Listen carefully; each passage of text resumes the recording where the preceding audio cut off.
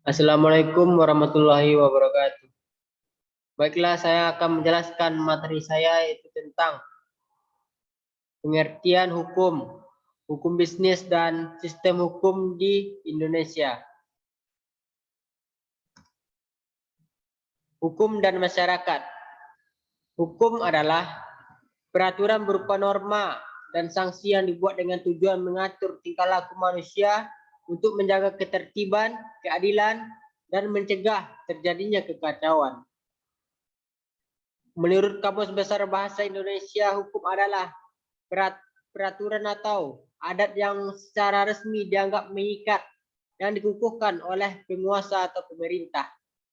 Hukum meliputi yaitu yang pertama, aturan tentang tingkah laku masyarakat. Yang kedua, dibuat oleh yang berwajib atau yang berwenang. Yang ketiga, berisi perintah dan larangan. Yang keempat, bersifat memaksa. Yang kelima, terhadap pelanggaran ada sanksi yang tegas. Sedangkan masyarakat itu apa? Masyarakat adalah sejumlah manusia dalam arti seluas-luasnya dan terikat oleh suatu kebudayaan yang mereka anggap sama. Sistematika hukum. Hukum dapat digolongkan ke dalam hukum publik dan hukum privat. Hukum publik adalah hukum yang mengatur hubungan antara negara dan perseorangan atau mengatur kepentingan umum. Yaitu hukum publik meliputi hukum tata negara, yang kedua hukum pajak, yang ketiga hukum pidana, yang keempat hukum administrasi negara. Hukum privat adalah hukum yang mengatur hubungan antara perseorangan atau mengatur kepentingan perseorangan. Yaitu hukum privat meliputi hukum sipil dan hukum dagang. Sistematika hukum perdata. Yang pertama, hukum perorangan. Yang kedua, hukum keluarga. Yang ketiga, hukum kekayaan. Yang keempat, ada hukum waris. Pengertian hukum bisnis adalah keseluruhan dan peraturan-peraturan hukum, baik yang tertulis maupun tidak tertulis, yang mengatur hak dan kewajiban yang timbul dari perjanjian-perjanjian maupun perikatan yang terjadi dalam praktik bisnis. Fungsi bisnis. Fungsi bisnis yaitu sebagai sumber informasi yang berguna bagi praktisi bisnis untuk memahami hak-hak dan kewajiban-kewajibannya dalam praktik bisnis tersebut agar terwujud watak dan perilaku aktivis di bidang bisnis yang berkeadilan, wajar, sehat, dan dinamis yang dijamin oleh kepastian hukum.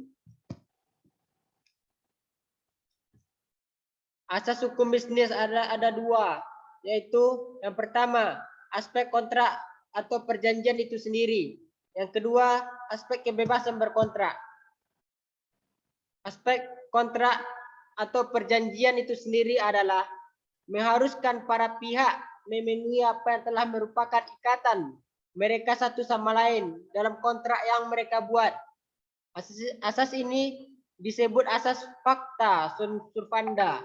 Asas ini dapat berlaku apabila kedudukan para pihak tidak seimbang. Tetapi jika kedudukan para pihak tidak seimbang, maka undang-undang memberi perlindungan bahwa perjanjian itu dapat dibatalkan baik atas tuntutan para pihak yang dirugikan, kecuali dapat dibuktikan pihak yang dirugikan menyadari sepenuhnya akibat yang timbul. Yang kedua, aspek kebebasan berkontrak. Asas ini dikenal dengan nama liberty contract. Dengan latar belakangnya adalah adanya paham individualisme lahir pada zaman Yunani menganut paham kebebasan untuk memperoleh apa yang dikehendakinya dan bermakna bahwa setiap orang bebas membuat perjanjian dengan siapapun sepanjang tidak melanggar undang-undang. Subjek hukum dan objek hukum. Subjek hukum adalah sesuatu yang menurut hukum dapat memiliki hak dan kewajiban, yang memiliki kewenangan untuk bertindak. Yang menjadi subjek hukum yaitu yang pertama, manusia atau orang pribadi. Yang kedua, badan hukum. Manusia atau orang pribadi mengatakan bahwa dalam hukum orang atau person berarti pembawa hak atau subjek di dalam hukum. Sebagaimana kami sarikan, seseorang dikatakan sebagai subjek atau hukum pembawa hak, dimulai dari dilahirkan dan berakhir saat dia meninggal. Bahkan jika diperlukan atau sepertinya misalnya dalam hal waris dapat dihitung sejak ia dalam kandungan, asal ia kemudian dilahirkan dalam keadaan hidup. Badan hukum mengatakan bahwa di samping orang atau badan-badan, perkumpulan-perkumpulan juga memiliki hak dan melakukan perbuatan hukum seperti seorang manusia. Badan-badan atau perkumpulan itu mempunyai kekayaan sendiri, ikut serta dalam lalu lintas hukum dengan perantara pengurusnya, dapat digugat dan dapat juga menggugat di muka hakim. Objek hukum adalah segala sesuatu yang bisa berguna bagi subjek hukum dan menjadi pokok suatu hubungan hukum. Yang dilakukan oleh subjek hukum biasanya dinamakan benda atau yang dapat dimiliki dan dikuasai oleh subjek hukum. Benda-benda dapat berupa terdapat pada pasal 503 KUH Perdata. Yang pertama yaitu adanya benda berwujud. Yang kedua, benda tidak berwujud. Benda berwujud yakni segala sesuatu yang dapat dilihat dan diraba dengan panca indera seperti sepeda motor, laptop, handphone, rumah, dan sejenisnya. Benda tidak berwujud yakni semua hak seperti hak merek, hak cipta, dan sejenisnya. Sumber hukum. Yang pertama, undang-undang. Yang kedua, kebiasaan. Yang ketiga, jurisprudensi. Yang keempat, traktat. Yang kelima, perjanjian. Yang keenam, doktrin. Undang-undang merupakan suatu peraturan negara yang memiliki kuat hukum yang mengikat, diadakan dan dipelihara oleh penguasa negara. Undang-undang memiliki dua pengertian, yaitu dalam arti material dan dalam arti formal.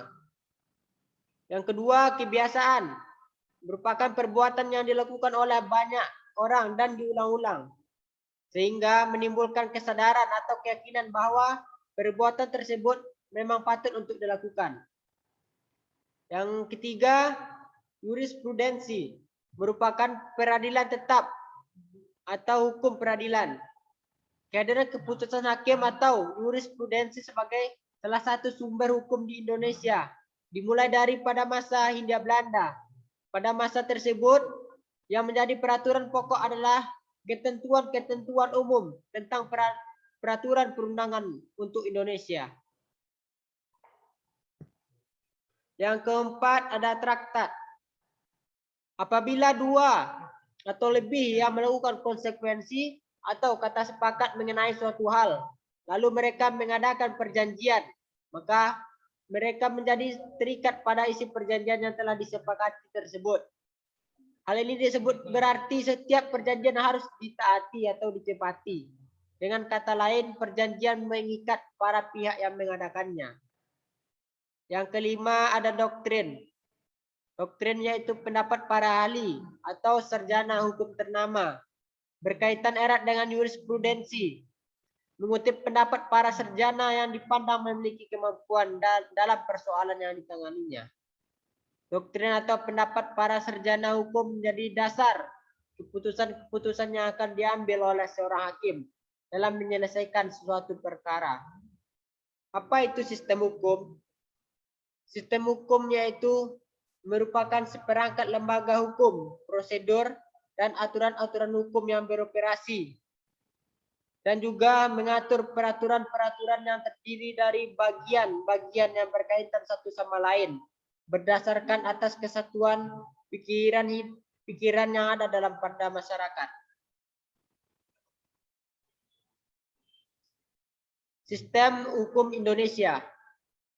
Menurut Badan Pembinaan Hukum Nasional atau sering juga disebut dengan BPHN, sistem hukum Indonesia mempunyai unsur, yaitu yang pertama, materi hukum, yang kedua, aparat hukum, yang ketiga, sarana dan prasarana hukum, yang keempat, budaya hukum, yang kelima, pendidikan hukum. Sekian penjelasan materi dari saya. Terima kasih. Assalamualaikum warahmatullahi wabarakatuh.